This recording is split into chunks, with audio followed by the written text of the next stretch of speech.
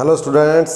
ਤਾਂ ਆਪਾਂ ਪੜ੍ਹ ਰਹੇ ਸੀ ਬੱਚੋ ਸਿੱਖ ਧਰਮ ਦੇ ਵਿਕਾਸ ਵਿੱਚ ਸਿੱਖ ਗੁਰੂਆਂ ਦਾ ਯੋਗਦਾਨ 9ਵੀਂ ਤੇ 10ਵੀਂ ਜਮਾਤ ਦੇ ਵਿੱਚੋਂ। ਤਾਂ ਅੱਜ ਆਪਾਂ ਪੜ੍ਹਾਂਗੇ ਉਸੇ ਹੀ ਲੜੀ ਦੇ ਵਿੱਚੋਂ 9ਵੇਂ ਸਿੱਖ ਗੁਰੂ ਬਾਰੇ। 9ਵੇਂ ਸਿੱਖ ਗੁਰੂ ਤੇਗ ਬਹਾਦਰ ਜੀ, ਜਿਨ੍ਹਾਂ ਦਾ ਬਚਪਨ ਦਾ ਨਾਮ ਸੀ ਬੱਚੋ ਤਿਆਗਮਲ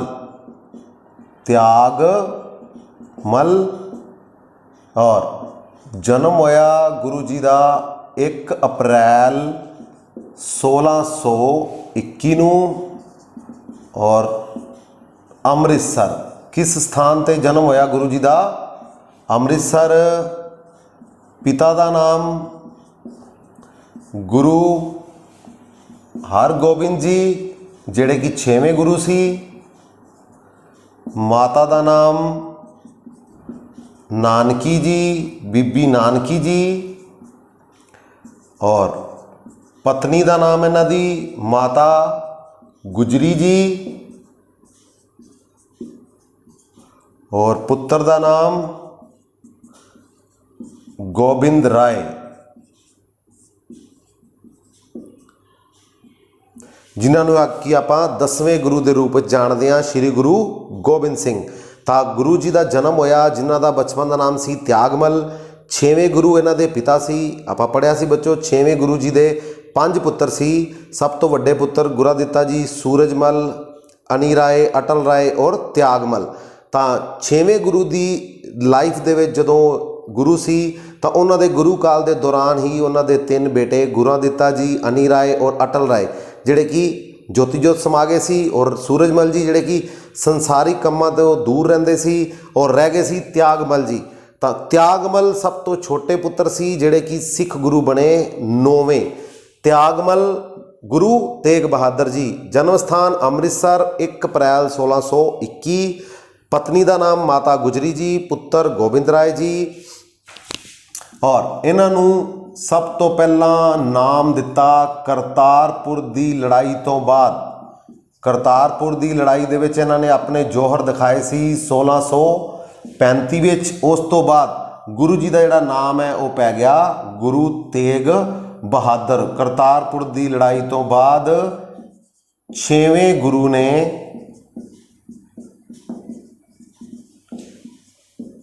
नाम दिता तेग बहादुर। हाँ जी। तो करतारपुर की लड़ाई 1635 में हुई। तो उस विच त्यागमल जी ने अपने तलवार के नाल अपने जौहर दिखाए लड़ाई दे विच। उस तो बाद 6वें गुरु यानी कि इन्हां दे पिता जी ने इन्हां दा नाम रख दिता तेग बहादुर। हाँ जी। तो अपने पिता के कहण ते लगभग 20 साल गुरु जी ने कित्थे गुजारे? बाबा बकाला जी विखे। बाबा बकाला विखे। और इत्थे ही 22 सोडियां ने 22 मंजियां की स्थापना कर ली।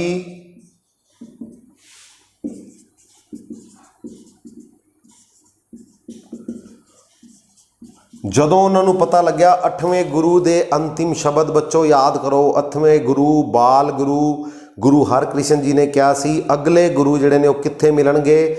बाबा बकाला विखे। हाँ जी। तो ये शब्द सुनने तो बाद सोडियां ने 22 सोडियां ने अपनियां 22 मंजियां स्थापित कर लियां कित्थे? बाबा बकाला विखे। और गुरु तेग बहादुर जी नूं गुरु, हाँ जी, किसने ऐलानिया? हाँ जी। तो वह ऐलानिया मक्खन शाह लुभाना। मक्खन शाह लुभाना, जिहड़ा कि एक व्यापारी सी, जिसका जहाज जिहड़ा वो डुब रहा सी बच्चों। तो उसने ये सुखी सी भी मेरा जहाज जिहड़ा वो सही सलामत किनारे लग जाए तो मैं गुरु जी के चरणों दे विच 500 मोहरां जिहड़ियां ने वो भेंट करांगा। ये शब्द किसने कहे सी? मक्खन शाह लुभाना, जोड़ा कि एक व्यापारी सी, उसका जहाज समुद्र में डुब रहा सी। तो उसने मन्नत मन्नी सी, सुखी सी भी मेरा जहाज किनारे लग जाए तो मैं 500 मोहरां जिहड़ियां ने वो गुरु के चरणों में भेंट करांगा, अपने सच्चे गुरु की भेंट करांगा। हाँ जी। तो मक्खन शाह लुभाना का जहाज जिहड़ा वो किनारे लग जाता है। तो उस तो बाद उन्होंने पता लगता है भी 22 गुरु जिहड़े ने वो बाबा बकाला विखे हैगे ने। तो उत्थे वो पहुँचता है और हरेक गुरु दे ਚਰਨਾਂ ਦੇ ਵਿੱਚ ਦੋ ਦੋ ਮੋਹਰਾਂ ਰੱਖਣੀਆਂ ਸ਼ੁਰੂ ਕਰ ਦਿੰਦਾ ਹੈ। ਤਾਂ ਜਦੋਂ ਗੁਰੂ ਤੇਗ ਬਹਾਦਰ ਜੀ ਦੇ ਅੱਗੇ ਦੋ ਮੋਹਰਾਂ ਰੱਖਦਾ ਹੈ ਤਾਂ ਗੁਰੂ ਤੇਗ ਬਹਾਦਰ ਜੀ ਉਸ ਨੂੰ ਕਹਿੰਦੇ ਨੇ, ਜਦੋਂ ਜਹਾਜ਼ ਡੁੱਬ ਰਿਹਾ ਸੀ ਉਦੋਂ ਤਾਂ ਤੂੰ 500 ਮੋਹਰਾਂ ਦੀ ਮੰਨਤ ਮੰਨੀ ਸੀ। ਹਾਂਜੀ, ਤਾਂ ਉਸ ਤੋਂ ਬਾਅਦ ਗੁਰੂ ਜੀ ਦੇ ਚਰਨੀ ਡਿੱਗ ਪੈਂਦਾ ਹੈ ਔਰ ਛੱਤ 'ਤੇ ਚੜ੍ਹ ਜਾਂਦਾ ਹੈ ਔਰ ਸ਼ੋਰ ਪਾ ਦਿੰਦਾ ਹੈ, ਗੁਰੂ ਲਾਧੋ ਰੇ, ਗੁਰੂ ਲਾਧੋ ਰੇ। ਹਾਂਜੀ, ਮਤਲਬ ਕਿ ਗੁਰੂ ਲੱਭ ਗਏ ਨੇ, 9ਵੇਂ ਸਿੱਖ ਗੁਰੂ ਦੀ ਖੋਜ ਹੋ ਗਈ ਹੈ। ਤਾਂ ਉਹ ਸ਼ਬਦ ਕਿਸ ਨੇ ਕਹੇ ਸੀ? ਗੁਰੂ ਲਾਧੋ ਰੇ, ਗੁਰੂ ਲਾਧੋ ਰੇ, ਮੱਖਣ ਸ਼ਾਹ ਲੁਬਾਣਾ ਨੇ। ਠੀਕ ਹੈ ਬੱਚੋ। ਤਾਂ ਇਸ ਤੋਂ ਬਾਅਦ ਗੁਰੂ ਜੀ ਨੇ ਜਿਹੜਾ ਸਿੱਖ ਧਰਮ ਦੇ ਵਿਕਾਸ ਵਿੱਚ ਆਪਣਾ ਯੋਗਦਾਨ ਸ਼ੁਰੂ ਕੀਤਾ। ਗੁਰੂ ਤੇਗ ਬਹਾਦਰ ਜੀ, ਤਿਆਗਮਲ ਜੀ, ਕਰਤਾਰਪੁਰ ਦੀ ਲੜਾਈ ਤੋਂ ਬਾਅਦ ਨਾਮ ਪੈ ਗਿਆ ਤੇਗ ਬਹਾਦਰ। 20 ਸਾਲ ਇਹਨਾਂ ਨੇ ਬਾਬਾ ਬਕਾਲਾ ਵਿਖੇ ਗੁਜ਼ਾਰੇ। ਉੱਥੇ ਹੀ ਮੱਖਣ ਸ਼ਾਹ ਲੁਬਾਣਾ ਨੇ ਇਹਨਾਂ ਨੂੰ ਜਿਹੜਾ ਉਪਾਧੀ ਦਿੱਤੀ ਗੁਰੂ ਦੀ। ਔਰ ਉਸ ਤੋਂ ਬਾਅਦ ਗੁਰੂ ਜੀ ਨੇ ਜਿਹੜੀਆਂ ਆਪਣੀਆਂ ਯਾਤਰਾਵਾਂ ਦੀ ਸ਼ੁਰੂਆਤ ਕੀਤੀ, ਯਾਤਰਾਵਾਂ ਦੀ ਸ਼ੁਰੂਆਤ ਕੀਤੀ ਬਾਬਾ ਬਕਾਲਾ ਤੋਂ। ਔਰ ਸਭ ਤੋਂ ਪਹਿਲਾਂ ਕਿੱਥੇ ਗਏ? 1664 ਵਿੱਚ ਗੁਰੂ ਜੀ ਨੇ ਆਪਣੀ ਯਾਤਰਾ ਸ਼ੁਰੂ ਕੀਤੀ। ਸਭ ਤੋਂ ਪਹਿਲਾਂ ਗਏ ਬੱਚੋ ਅੰਮ੍ਰਿਤਸਰ। 1664 ਉੱਥੇ ਹਰਜੀ ਮੀਨਾ ਔਰ ਕੁਝ ਇਸ ਦੇ ਨਾਲ ਜਿਹੜੇ ਮਸੰਦ ਹੈਗੇ ਸੀ ਤਾਂ ਉਹ ਆਪਣੇ ਆਪ ਨੂੰ ਗੁਰੂ ਸਮਝ ਰਹੇ ਸੀ ਹਰਮੰਦਰ ਸਾਹਿਬ ਦੇ ਵਿੱਚ। ਹਰਜੀ ਮੀਨਾ ਜਿਹੜਾ ਕਿ ਪ੍ਰਿਥੀਆ ਚੰਦ ਦਾ ਪੋਤਰਾ ਸੀ ਔਰ ਮਿਹਰਬਾਨ ਦਾ ਪੁੱਤਰ ਸੀ ਬੱਚੋ, ਹਰਜੀ ਮੀਨਾ। ਤਾਂ ਅੰਮ੍ਰਿਤਸਰ ਦੇ ਹਰਮੰਦਰ ਸਾਹਿਬ ਦੇ ਵਿੱਚ, ਹਰਮੰਦਰ ਸਾਹਿਬ ਦੇ ਵਿੱਚ ਕਿਸ ਦਾ ਕਬਜ਼ਾ ਸੀ? ਕੌਣ ਆਪਣੇ ਆਪ ਨੂੰ ਗੁਰੂ ਸਮਝ ਰਿਹਾ ਸੀ? ਉਹ ਸੀ ਹਰਜੀ ਮੀਨਾ। ਤਾਂ ਇਹਨਾਂ ਨੇ ਗੁਰੂ ਜੀ ਦੇ ਆਉਣ ਦੇ ਸੁਣ ਕੇ ਦਰਵਾਜ਼ੇ ਬੰਦ ਕਰ ਦਿੱਤੇ ਹਰਿਮੰਦਰ ਸਾਹਿਬ ਦੇ। ਤਾਂ ਇਹ ਗੱਲ ਸੁਣ ਕੇ ਬੜਾ ਹੀ ਮਾੜਾ ਲੱਗਿਆ ਗੁਰੂ ਤੇਗ ਬਹਾਦਰ ਜੀ ਨੂੰ। ਤਾਂ ਗੁਰੂ ਤੇਗ ਬਹਾਦਰ ਜੀ ਅਕਾਲ ਤਖਤ ਦੇ ਨੇੜੇ ਇੱਕ ਜਗ੍ਹਾ 'ਤੇ ਜਿਹੜਾ ਉੱਥੇ ਵਿਸ਼ਰਾਮ ਕਰਨ ਲੱਗ ਗਏ, ਜਿੱਥੇ ਅੱਜ ਕੱਲ੍ਹ ਬਣਿਆ ਹੋਇਆ ਹੈ ਗੁਰਦੁਆਰਾ ਥੰਮ ਸਾਹਿਬ। ਤਾਂ ਉਸ ਅਕਾਲ ਤਖਤ ਦੇ ਨੇੜੇ ਗੁਰਦੁਆਰਾ ਥੰਮ ਸਾਹਿਬ, ਜਿੱਥੇ ਗੁਰੂ ਜੀ ਨੇ ਬੈਠ ਕੇ ਆਰਾਮ ਕੀਤਾ, ਵਿਸ਼ਰਾਮ ਕੀਤਾ। ਗੁਰਦੁਆਰਾ ਥੰਮ ਸਾਹਿਬ ਅਕਾਲ ਤਖਤ ਦੇ ਨੇੜੇ ਬਣਿਆ ਹੋਇਆ ਹੈ। ਜਦੋਂ ਹਰਜੀ ਮੀਨਾ ਨੇ ਹਰਿਮੰਦਰ ਸਾਹਿਬ ਦੇ ਦਰਵਾਜ਼ਿਆਂ ਨੂੰ ਬੰਦ ਕਰ ਦਿੱਤਾ ਤਾਂ ਇਸ ਗੱਲ ਦਾ ਬੜਾ ਹੀ ਮਾੜਾ ਪ੍ਰਭਾਵ ਪਿਆ ਔਰ ਗੁਰੂ ਜੀ ਬੜੇ ਦੁਖੀ ਹੋਏ। ਤਾਂ ਉਹਨਾਂ ਨੇ ਥੰਮ ਸਾਹਿਬ ਜਿੱਥੇ ਬੈਠ ਕੇ ਆਰਾਮ ਕੀਤਾ ਤਾਂ ਉੱਥੇ ਬਣਿਆ ਹੋਇਆ ਗੁਰਦੁਆਰਾ, ਛੋਟਾ ਜਿਹਾ ਗੁਰਦੁਆਰਾ ਥੰਮ ਸਾਹਿਬ। ਠੀਕ ਹੈ ਬੱਚੋ। 1664 ਵਿੱਚ ਆਪਣੀ ਯਾਤਰਾਵਾਂ ਦੀ ਸ਼ੁਰੂਆਤ ਕੀਤੀ। ਸਭ ਤੋਂ ਪਹਿਲਾਂ ਕਿੱਥੇ ਗਏ? ਅੰਮ੍ਰਿਤਸਰ। ਬਾਬਾ ਬਕਾਲਾ ਤੋਂ ਯਾਤਰਾਵਾਂ ਸ਼ੁਰੂ ਕੀਤੀਆਂ। ਉਸ ਤੋਂ ਬਾਅਦ ਗਏ ਅੰਮ੍ਰਿਤਸਰ ਤੋਂ ਬਾਅਦ ਗਏ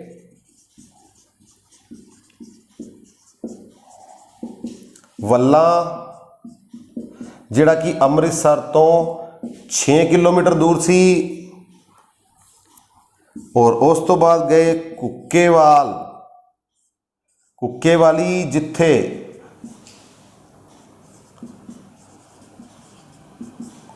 ਬਹੁਤ ਜ਼ਿਆਦਾ ਬੱਚੋ ਹਰਿਆਲੀ ਸੀ, ਰੁੱਖ ਸੀ, ਬੂਟੇ ਲੱਗੇ ਹੋਏ ਸੀ, ਰੁੱਖ ਬੂਟੇ ਲੱਗੇ ਸੀ। ਤਾਂ ਉਸ ਜਗ੍ਹਾ ਦੀ ਹਰਿਆਲੀ ਨੂੰ ਦੇਖ ਕੇ ਗੁਰੂ ਜੀ ਨੇ ਉਸ ਨੂੰ ਨਾਮ ਦਿੱਤਾ ਗੁਰੂ ਕਾ ਬਾਗ। ਬੜਾ ਇੰਪੋਰਟੈਂਟ ਕੁਐਸਚਨ ਹੈ। ਕੁੱਕੇਵਾਲੀ ਨੂੰ ਕਿਹੜੇ ਗੁਰੂ ਜੀ ਨੇ ਗੁਰੂ ਕਾ ਬਾਗ ਦੀ ਸੰਗਿਆ ਦਿੱਤੀ, ਗੁਰੂ ਕਾ ਬਾਗ ਐਲਾਨਿਆ ਸੀ? ਤਾਂ ਉਹ ਸੀ 9ਵੇਂ ਗੁਰੂ ਤੇਗ ਬਹਾਦਰ ਜੀ। ਇਸ ਤੋਂ ਬਾਅਦ ਗੁਰੂ ਜੀ ਗਏ ਗੋਇੰਦਵਾਲ ਸਾਹਿਬ ਔਰ ਖੇਮਕਰਨ ਸਾਹਿਬ, ਖਡੂਰ ਸਾਹਿਬ, ਹੋਰ ਵੀ ਪੰਜਾਬ ਦੇ ਮਾਝਾ ਏਰੀਆ ਦੀ ਤਰਨਤਾਰਨ, ਉੱਥੇ ਯਾਤਰਾਵਾਂ ਕੀਤੀਆਂ। ਫਿਰ ਬਾਬਾ ਬਕਾਲਾ ਦੇ ਵਿੱਚ ਇਹਨਾਂ ਦਾ ਵਿਰੋਧ ਕੀਤਾ ਗਿਆ ਧੀਰਮਲ ਵੱਲੋਂ। ਤਾਂ ਉਸ ਤੋਂ ਬਾਅਦ ਗੁਰੂ ਜੀ ਗਏ ਕੀਰਤਪੁਰ ਸਾਹਿਬ। ਤਾਂ ਕੀਰਤਪੁਰ ਸਾਹਿਬ ਤੋਂ ਬਾਅਦ ਗੁਰੂ ਜੀ ਨੇ ਸੈਫਾਬਾਦ, ਪਟਨਾ, ਢਾਕਾ, ਅਸਾਮ, ਤਾਂ ਬਹੁਤ ਜਗ੍ਹਾ ਦੀ ਯਾਤਰਾ ਕੀਤੀ ਔਰ ਲੋਕਾਂ ਨੂੰ ਉਪਦੇਸ਼ ਦਿੱਤਾ ਸਿੱਖ ਧਰਮ ਦੇ ਬਾਰੇ। ਔਰ ਸਭ ਤੋਂ ਇੰਪੋਰਟੈਂਟ ਗੱਲ, ਜਦੋਂ ਗੁਰੂ ਜੀ ਯਾਤਰਾਵਾਂ 'ਤੇ ਜਾ ਰਹੇ ਸੀ ਤਾਂ ਅੰਮ੍ਰਿਤਸਰ ਤੋਂ ਆਪਣੀ ਯਾਤਰਾ ਸ਼ੁਰੂ ਕੀਤੀ। ਸਭ ਤੋਂ ਪਹਿਲਾਂ ਬਾਬਾ ਬਕਾਲਾ ਤੋਂ ਨਿਕਲੇ 1664 ਵਿੱਚ ਗੁਰਦੁਆਰਾ ਥੰਮ ਸਾਹਿਬ, ਜਿੱਥੇ ਹਰਜੀ ਮੀਨਾ, ਹਰਮੰਦਰ ਸਾਹਿਬ ਦੇ ਗੇਟ ਬੰਦ ਕੀਤੇ। ਫਿਰ ਅੰਮ੍ਰਿਤਸਰ ਤੋਂ ਗਏ ਵੱਲਾ, ਉਸ ਤੋਂ ਬਾਅਦ ਗਏ ਕੁੱਕੇਵਾਲੀ, ਜਿੱਥੇ ਗੁਰੂ ਕਾ ਬਾਗ ਦਾ ਦਰਜਾ ਦਿੱਤਾ। ਫਿਰ ਗਏ ਖਡੂਰ ਸਾਹਿਬ, ਤਰਨਤਾਰਨ, ਖੇਮਕਰਨ ਸਾਹਿਬ, ਗੋਇੰਦਵਾਲ ਸਾਹਿਬ। ਤਾਂ ਇਹਨਾਂ ਸਾਰੀ ਜਗ੍ਹਾ ਦੀ ਯਾਤਰਾਵਾਂ ਕੀਤੀਆਂ। ਔਰ ਉਸ ਤੋਂ ਬਾਅਦ ਗਏ ਬੱਚੋ ਬਿਲਾਸਪੁਰ। ਹਾਂਜੀ, ਬਿਲਾਸਪੁਰ ਦੀ ਰਾਣੀ, ਬੜਾ ਇੰਪੋਰਟੈਂਟ ਕੁਐਸਚਨ ਹੈ ਵਾਲਾ। ਤਾਂ ਬਿਲਾਸਪੁਰ ਦੀ ਰਾਣੀ ਸੀ ਚੰਪਾ।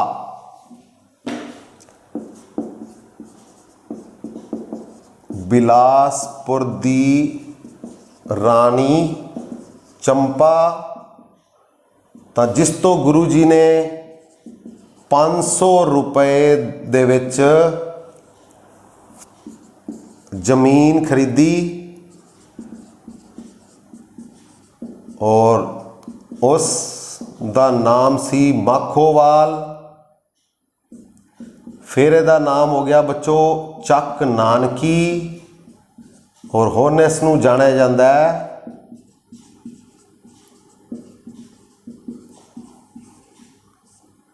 ਸ਼੍ਰੀ ਅਨੰਦਪੁਰ ਸਾਹਿਬ ਦੇ ਨਾਲ। ਹਾਂਜੀ ਬੱਚੋ, ਤਾਂ ਅਨੰਦਪੁਰ ਸਾਹਿਬ ਦੀ ਸਥਾਪਨਾ ਗੁਰੂ ਜੀ ਨੇ ਕੀਤੀ ਸੀ 1665 ਦੇ ਵਿੱਚ। ਬੜਾ ਇੰਪੋਰਟੈਂਟ ਕੁਐਸਚਨ ਹੈ। ਤਾਂ ਸਿੱਖ ਧਰਮ ਦੇ ਵਿੱਚ ਅਨੰਦਪੁਰ ਸਾਹਿਬ ਦੀ ਸਥਾਪਨਾ ਕਦੋਂ ਹੋਈ ਸੀ? 1665। ਕਿਸ ਤੋਂ ਦਾਨ ਲਈ ਸੀ ਜ਼ਮੀਨ? ਖਰੀਦੀ ਸੀ 500 ਰੁਪਏ ਵਿੱਚ ਰਾਣੀ ਚੰਪਾ ਬਿਲਾਸਪੁਰ ਦੀ ਰਾਣੀ ਤੋਂ। ਹਾਂਜੀ, ਤਾਂ ਮਾਖੋਵਾਲ ਪਹਿਲਾ ਨਾਮ ਸੀ, ਫਿਰ ਨਾਮ ਹੋ ਗਿਆ ਚੱਕ ਨਾਨਕੀ, ਫਿਰ ਨਾਮ ਹੋ ਗਿਆ ਸ਼੍ਰੀ ਅਨੰਦਪੁਰ ਸਾਹਿਬ। ਅੱਜ ਆਪਾਂ ਸ਼੍ਰੀ ਅਨੰਦਪੁਰ ਸਾਹਿਬ ਦੇ ਨਾਮ ਨਾਲ ਜਾਣਦੇ ਹਾਂ। ਤਾਂ ਸਥਾਪਨਾ ਹੋਈ ਸੀ 1665 ਦੇ ਵਿੱਚ। ਔਰ ਇਸ ਤੋਂ ਬਾਅਦ ਗੱਲ ਕਰਦੇ ਹਾਂ ਬੱਚੋ ਗੁਰੂ ਜੀ ਦੀ ਸ਼ਹੀਦੀ ਦੀ। ਹਾਂਜੀ, ਤਾਂ ਗੁਰੂ ਜੀ ਦੀ ਸ਼ਹੀਦੀ, ਜਿਸ ਤੋਂ ਬਾਅਦ ਸ਼ਹੀਦੀ ਦੇ ਕੁਝ ਕਾਰਨ ਸੀ। ਤਾਂ ਉਹਨਾਂ ਕਾਰਨਾਂ ਦੀ ਗੱਲ ਕਰੀਏ ਤਾਂ ਮੁਗਲਾਂ ਅਤੇ ਸਿੱਖਾਂ ਦੇ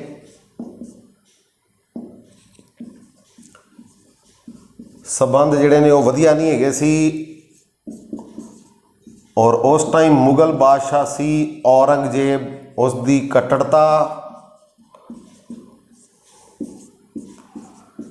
ਨਕਸ਼ਬੰਦੀਆਂ ਦਾ ਪ੍ਰਭਾਵ ਸੀ ਔਰੰਗਜ਼ੇਬ ਦੇ ਉੱਪਰ, ਰਾਮ ਰਾਏ ਦੀ ਦੁਸ਼ਮਣੀ, ਇਹ ਵੀ ਇੱਕ ਕਾਰਨ ਸੀ ਬੱਚੋ, ਧੀਰਮਲ ਦਾ ਵਿਰੋਧ,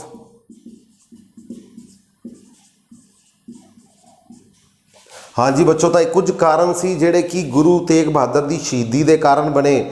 ਸਿੱਖਾਂ ਤੇ ਮੁਗਲਾਂ ਦੇ ਸੰਬੰਧ ਤੁਹਾਨੂੰ ਪਤਾ ਹੀ ਹੈ, ਗੁਰੂ ਅਰਜਨ ਦੇਵ ਦੀ ਸ਼ਹੀਦੀ ਤੋਂ ਬਾਅਦ ਜਿਹੜੇ ਨੇ ਉਹ ਮੁਗਲਾਂ ਤੇ ਸਿੱਖਾਂ ਦੇ ਵਿਚਕਾਰ ਸੰਬੰਧ ਜਿਹੜੇ ਨੇ ਉਹ ਵਿਗੜ ਚੁੱਕੇ ਸੀ। ਉਸ ਤੋਂ ਬਾਅਦ ਔਰੰਗਜ਼ੇਬ ਇੱਕ ਕੱਟੜ ਸੁੰਨੀ ਮੁਸਲਮਾਨ ਸੀ ਜਿਹੜਾ ਕਿ ਮੁਗਲ ਰਾਜਾ ਸੀ ਉਸ ਟਾਈਮ ਭਾਰਤ ਦੇ ਵਿੱਚ, ਔਰ ਨਕਸ਼ਬੰਦੀਆਂ ਦਾ ਉਸਦੇ ਉੱਪਰ ਪੂਰਾ ਪ੍ਰਭਾਵ ਸੀ ਔਰੰਗਜ਼ੇਬ ਉੱਪਰ। ਰਾਮ ਰਾਏ ਦੀ ਦੁਸ਼ਮਣੀ, ਹਾਂਜੀ ਰਾਮ ਰਾਏ, ਤਾਂ ਇਸ ਦਾ ਤੁਸੀਂ ਉੱਤਰ ਮੈਨੂੰ ਕਮੈਂਟ ਬਾਕਸ ਵਿੱਚ ਦੱਸਣਾ ਬੱਚੋ। ਰਾਮ ਰਾਏ ਜੀ ਕਿਸ ਦੇ ਪੁੱਤਰ ਸੀ? ਔਰ ਧੀਰਮਲ ਦਾ ਵਿਰੋਧ, ਹਾਂਜੀ ਧੀਰਮਲ ਵੀ ਕਿਸ ਦਾ ਪੁੱਤਰ ਸੀ? ਇਹ ਵੀ ਤੁਸੀਂ ਮੈਨੂੰ ਕਮੈਂਟ ਬਾਕਸ ਵਿੱਚ ਦੱਸਣਾ ਬੱਚੋ। ਔਰ ਇਹ ਕਾਰਨ ਬਣੇ। ਔਰ ਤਤਕਾਲੀ ਕਾਰਨ ਕੀ ਬਣਿਆ ਬੱਚੋ? ਉਸ ਤੋਂ ਬਾਅਦ ਗੱਲ ਕਰੀਏ ਸ਼ਹੀਦੀ ਦੇ ਕਾਰਨਾਂ ਦੀ। ਕਸ਼ਮੀਰੀ ਪੰਡਤਾਂ ਦੀ ਪੁਕਾਰ,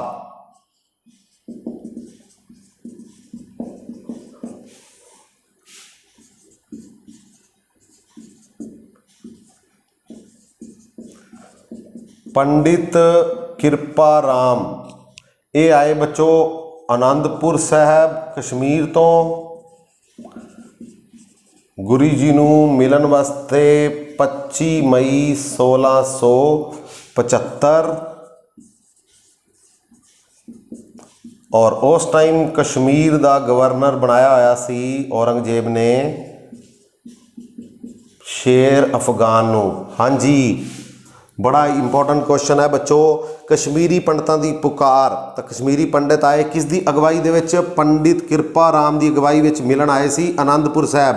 ਕਸ਼ਮੀਰ ਤੋਂ ਚੱਲ ਕੇ ਅਨੰਦਪੁਰ ਸਾਹਿਬ ਆਏ 25 ਮਈ 1675 ਨੂੰ।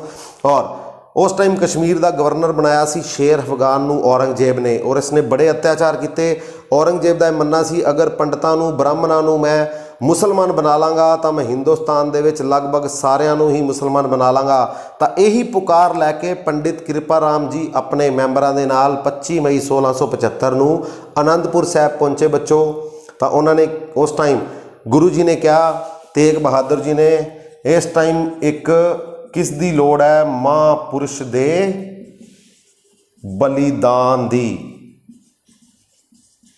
ਹਾਂਜੀ, ਤਾਂ ਮਹਾਂਪੁਰਸ਼ ਦੇ ਬਲੀਦਾਨ ਦੀ ਲੋੜ ਹੈ। ਤਾਂ ਉਸ ਟਾਈਮ ਗੋਬਿੰਦ ਰਾਏ ਜੀ, ਹਾਂਜੀ ਗੁਰੂ ਜੀ ਕੋਲ ਖੜੇ ਸੀ ਜਿਨ੍ਹਾਂ ਦੀ ਉਮਰ ਸੀ ਸਿਰਫ 9 ਸਾਲ।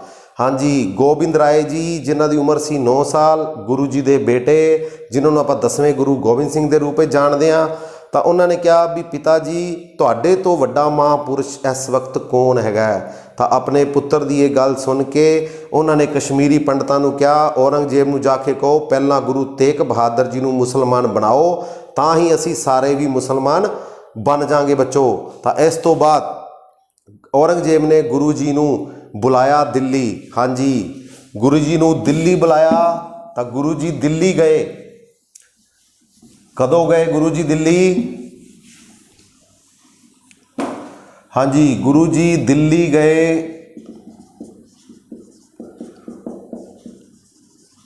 आनंदपुर साहब तो 11 जुलाई 1675 ਨੂੰ। और इन्हां दे 3 साथी सी नाल, भाई मती दास जी, भाई सती दास जी, भाई दयाला जी। तो अपने 3 साथियों के नाल ये गए और सारिਆਂ ਨੂੰ ही औरंगजेब ने जिहड़ा 4 महीने तक बच्चों कैद रखा। और उस तो बाद गुरु जी ਨੂੰ जिहड़ा उसने मुसलमान बनने लई क्या। तब गुरु जी ने मुसलमान जिहड़े ने वो मुसलमान नहीं बने। गुरु जी ने सिख धर्म नहीं छड्डिया, मुस्लिम धर्म नूं नहीं अपनाया। तो सब तो पहला गुरु जी के 3 साथियों नूं शहीद किया गया 11 नवंबर 1675 दिल्ली दे चांदनी चौक विखे। तो गुरु जी नूं शहीद किया गया 11 नवंबर 1675 नूं। पहला उन्होंने 3 साथियों को शहीद किया गया, भाई मती दास, भाई सती दास और भाई दयाला जी नूं। और गुरु जी नूं शहीद किया गया फिर 11 नवंबर 1675 दिल्ली चांदनी चौक, जिथे हुण गुरुद्वारा बनया होया है बच्चों, गुरुद्वारा शीशगंज साहब।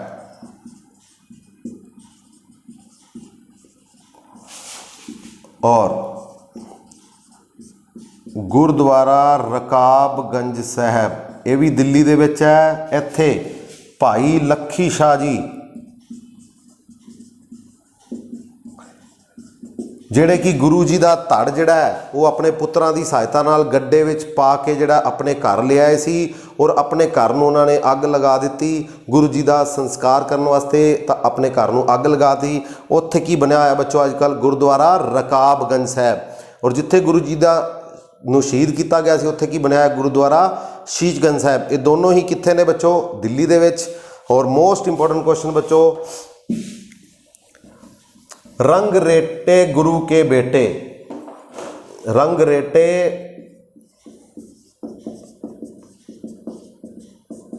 गुरु के बेटे ये किसनू कहा गया है? भाई